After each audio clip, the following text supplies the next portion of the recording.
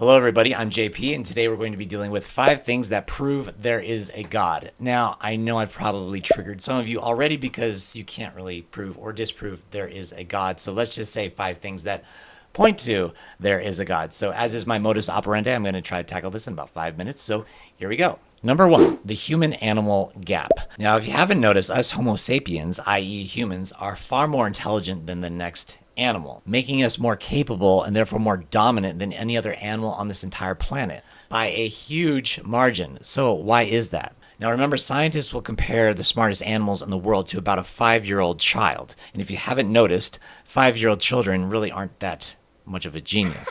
Now, these intelligent animals on our planet include orangutans, dolphins, African gray parrots, and even octopuses. Octopi. But again, why this huge brain gap? The answer that you'll sometimes hear is humans may have eliminated other species that showed early signs of developing high intelligence, preventing a rival from emerging. So somehow we were quelling uprisings from other animals on both land and in the ocean. Remember, this list had dolphins on it. I don't think our ancestors were exactly preventing dolphins from evolving higher intelligence. So the point is this: human domination fits nicely into the account of the book of Genesis, where man is told to have authority over all living things, i.e. managing, taking care of, etc. So just stop and think and ask yourself, really? Us humans are the only animal that cognitively dominates this planet and the known universe? What are the odds of that? Number 2, death. You who are watching this are going to die. Everyone who has ever lived is now dead. So why is there death? Why do we even ask ourselves, why is there death? So does death prove there is a God? Well, no, but it's something to consider. Evolution could have given us long life, or at least a longer life than we have. We basically get old because our body can't keep up with the DNA mutations. The shortening of our telomeres, how do you pronounce that? But get this, our bodies don't seem to care. Now, there are scientists who say that death is beneficial because it allows us to pass on our genes, creating mutations that are beneficial for our environment. But wait, what? Evolution knows it's better in the long run? In other words, it doesn't want to preserve you right now, but is thinking of others millions of years from now? This evolution sounds strangely like intelligence. It doesn't sound very atheistic to me. Instead, we all know that death sucks, and that points to the existence of a God who tells us that it sucks. Every human being feels this. We want continuance. We want to go on. So whenever you're thinking about death, first stop and ask yourself, why is my material brain even thinking about death? To quote King Solomon, eternity is written in their hearts. All right, point number 3, life. So we just went from death and now we're at life. The fact that we even exist is just crazy. But first, what is life?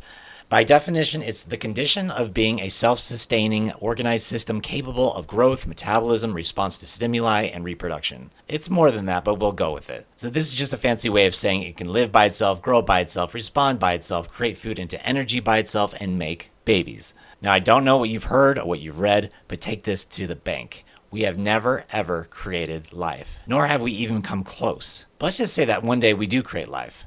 What would that prove? It would prove that it takes intelligence to make life. Brilliant.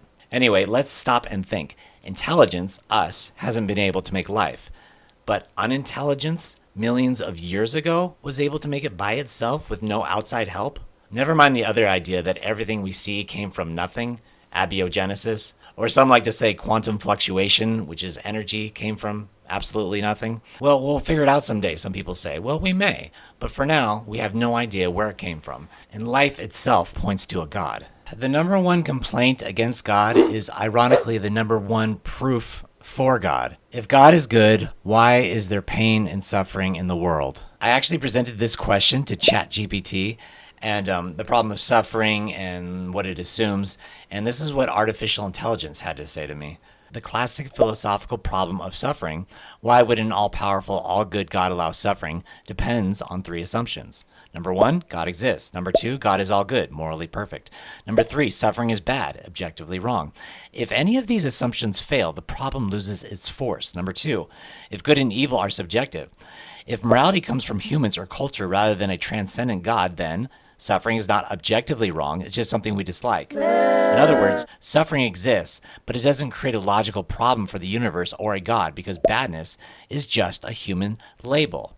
Now notice that last phrase, badness is just a human label. Exactly. Bad is only bad if objective morality exists. The reason we even ask why is there suffering in the world is because we all recognize that the world is messed up. We all intrinsically know it wasn't meant to be this way. And then when we open the book of Genesis, we read, yeah, it wasn't meant to be this way. He split history in two, BC and AD. But unlike other great men, he never wrote a book.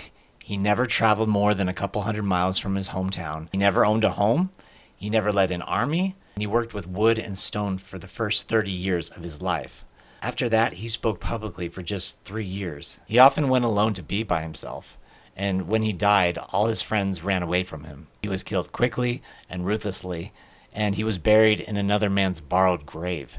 And yet this man, Jesus of Nazareth, has become the central figure of our entire human race. History had every reason to forget this man, but it never did, and I don't think it ever will. So yes, even this point by itself proves, or points to, or reveals that there is something truly greater out there beyond ourselves.